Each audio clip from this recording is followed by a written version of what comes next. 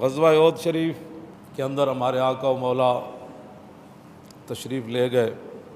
جب عبداللہ ابن ابی مقام شوط سے واپس ہوا رسول اللہ کو چھوڑ کر اور مدینے لوٹ رہا تھا، اور حضور 3000 لشکر کے مقابلے میں تشریف لے جا رہے تھے، جب وہ باز نہ آیا اپنی حرکت سے تو پھر صحابہ میں سے کچھ حضرات نے کہا کہ پہلے ان 300 کو قتل کیا جائے،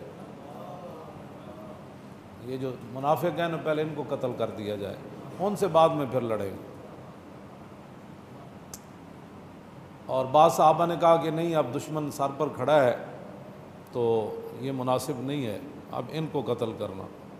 تو اللہ رب العالمین نے قرآن مجید کے اندر ارشاد فرمایا فَمَا لَكُمْ فِي الْمُنَافِقِينَ فِئَتَيْنِ، فرمایا میرے محبوب کے غلاموں تمہیں کیا ہو گیا تھا کہ تم منافقوں کے بارے میں دو گروہ بن گئے؟ منافقوں کے بارے میں تم دو گروہ کیوں بنے؟ شرف ملت میرے استاذ گرامی حضرت علامہ عبدالحکیم شرف قادری نور اللہ مرکزہ، میں ان کے ساتھ پیر مکی کی طرف جا رہا تھا، داتا صاحب کے سامنے سے ہم پیدل جا رہے تھے تو میرے کاندھے پر ہاتھ رکھ کے فرمانے لگے کہ مولانا بتائیں کہ اس آیت کا کیا مطلب ہے فَمَا لَكُمْ فِي الْمُنَافِقِينَ۔ تو ان کا فیض ہی تھا، انہوں نے میرے کاندھے پر ہاتھ رکھا ہوا تھا اور ہم پیدل چل رہے تھے، تو ان کے ہاتھ کا ہی فیض تھا، میرے اندر تو کوئی بات نہیں تھی۔ میں نے کہا جی اس آیت کا مفہوم یہ بنتا ہے کہ اللہ تعالیٰ خود چاہ رہا تھا کہ پہلے ان 300 کو قتل کر دیا جائے۔ تو مجھے تھپکی دے کر فرمانے لگے یہی بات ہے جو تو نے بیان کی،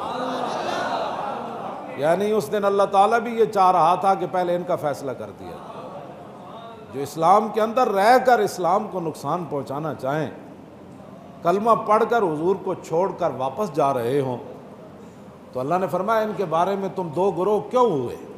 قرآن نازل کر دیا۔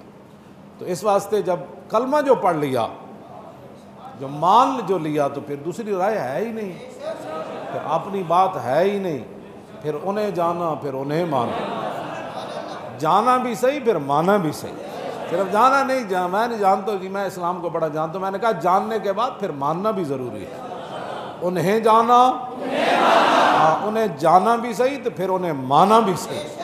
تہ بند باندھا ہوا تو گھوڑا پکڑ کر چل پڑے، کفن بھی نہ ملا تو پھر بھی کوئی گلہ تو ان کے اولاد نے نہیں کیا، مصعب بن عمیر کے بچوں نے بیٹھ کر حضور کی بارگاہ میں تو نہیں گئے کہ حضور ہمارا باپ اسلام لانے سے پہلے 400 درہم کا سوٹ پہنا کرتا تھا، لیکن جب آپ کی غلامی میں آیا تو جاتے ہوئے اسے کفن بھی نہ ملا۔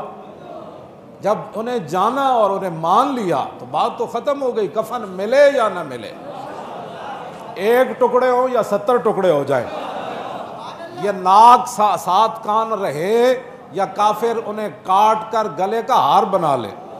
عبداللہ بن جاش کے ناک کان کاٹ کر انہوں نے اپنے مونج کی رسی میں پرو کر گلے میں ڈال لیے تھے۔ ہاں جی، وہ ناک ساتھ رہے یا کاٹ دیا جائے، جگر کلیجہ اندر رہے یا امیر حمزہ کی طرح باہر نکال دیا جائے۔ پھر جب جان مان جو لیا، جان جو لیا، تو پھر اس میں کیا ہے کہ ایک ٹکڑا ہوتا ہے یا انس بن نضر کی طرح سارا جسم قیمہ بن جاتا ہے۔ ہاں، اس کے اندر تو پھر رائے نہیں اپنی رہتی۔ اور میں نے جو آیتیں پڑھی ہیں، اللہ نے فرمایا کہ ہم نے اس دن جو بات کی تھی، ہم یہ چاہتے تھے کہ ایمان والے جو ہے وہ ان کو نکھار کر سامنے لایا جائے۔ وَيَتَّخِذَ مِنْكُمْ شُهَدَاءَ، اور اللہ تعالیٰ تم میں سے بعض کو شہادت کا مرتبہ دینا چاہتا تھا۔ اللہ خود کہتا ہے میں تمہیں شہادت دینا چاہتا ہوں، کہتے ہیں نہیں ہم نے کافروں سے نہیں لڑنا، ہم تو بڑے امن والے۔ اللہ چاہتا ہے کہ مسلمان بالکل نکھر کر سامنے آ جائیں، اور اللہ کافروں کی جڑ کاٹنا چاہتا تھا اس نے۔ ام حسبتم ان تدخلوا الجنۃ ولما یعلم اللہ الذین جاہدوا منکم ویعلم الصابرین، فرمایا تم اس گمان میں رہتے ہو کہ تم جنت میں چلے جاؤ گے، تم اس گمان میں رہتے ہو کہ تم جنت میں چلے جاؤ گے۔ ولما یعلم اللہ الذین جاہدوا منکم، ابھی تو اللہ نے تم میں سے غازیوں کا امتحان ہی نہیں لیا، ابھی تو اللہ نے صبر والوں کی آزمائش ہی نہیں کی، تو تم ایسے سمجھتے ہو کہ تم جنت میں چلے جاؤ گے۔ یہ تو اللہ کا قرآن ہے۔ فرمایا کہ آگے اللہ تعالیٰ نے فرمایا وَيَا وَلَقَدْ كُنْتُمْ تَمَنَّوْنَ الْمَوْتَ مِنْ قَبْلِ أَنْ تَلْقَوْا، میرے حبیب دے غلاموں تسی تے جڑے بدر جو پیچھے رہ گئے سی تسی کہندے سی جی ہن موقع بنیا تو پھر رب بھی ویکھے گا۔ پہلے تو موت کی تمنا کیا کرتے تھے اس کی ملاقات کرنے سے پہلے، موت کی ملاقات کرنے میں، ہن اب اپنی آنکھوں کے سامنے دیکھو موت کیسے آ رہی۔ تو یہ سارا قرآن ہے، اس لیے بہتر ہے کہ ان شعروں کو سکھا دیں رمیاؤ۔ یہ امن کا ہے، اللہ تعالیٰ ساری باتیں فرمایا ہوئے، غازیوں کا امتحان لینا ہے، ابھی صبر کرنے والوں کا امتحان لینا ہے، ابھی تم میں سے کسی کو شہید بنانا ہے، ابھی مسلمانوں کو نکھار پن کے اندر پیدا کرنا ہے، ابھی تم نے موت سامنے دیکھنی ہے۔ یہ ساری باتیں امن کی باتیں، ہاں یہ ساری امن کی باتیں۔ میں نے کہا یہ قرآن سناؤ نا لوگوں کو۔ یہ آیت وما محمد الا رسول قد خلت من قبلہ الرسل افإن مات أو قتل انقلبتم على أعقابكم ومن ينقلب على عقبيه فلن يضر الله شيئا وسيجزي الله الشاكرين۔ فرمایا اب رسول رسول اللہ ہی ہے۔ جب یہ خبر پھیلی نا کہ حضور پر حملہ ہو گیا، میں تو وہ لفظ ادا نہیں کر سکتا، قرآن نے بھی وہ بیان کیے ہیں، تو کہا کہ اس کے بعد پھر صحابہ کے اندر تھوڑی سی وہ کھلبلی مچی کہ بھائی حضور ظاہری دنیا سے تشریف لے گئے۔ تو پھر اللہ نے فرمایا میرے حبیب دے غلاموں وما محمد الا رسول، نام اس لیے لیا کہ تاکہ قیامت تک کوئی یہ نہ کہے کہ اس سے مراد یہ ہے، ورنہ میں اللہ نے اپنے حبیب کا نام جس جگہ ضروری تھا قرآن میں وہی لیا، ورنہ یا ایھا المزمل، یا ایھا المدثر، یا ایھا النبی، یا ایھا الرسول، یاسین، یہ فرمایا اب رسول رسول اللہ ہی ہے۔ قد خلت من قبلہ الرسل، حضور سے پہلے سارے رسول گزر گئے، اب یہ آخری رسول ہے۔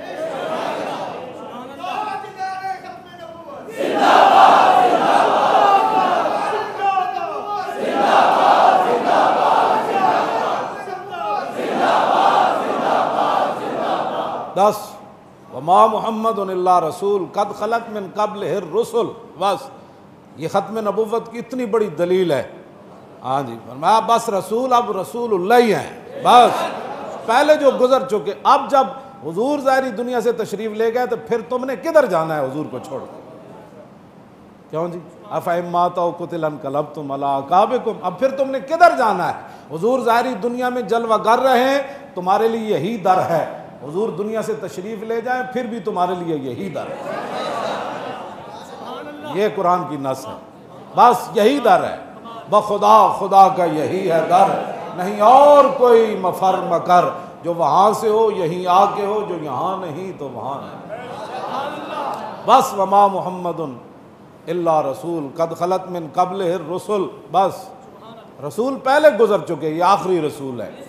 اب یہ ظاہری دنیا میں جلوہ گر ہو تو پھر بھی یہی ہے، اور اگر ظاہری دنیا سے تشریف لے جائے تو پھر بھی یہی ہے، بس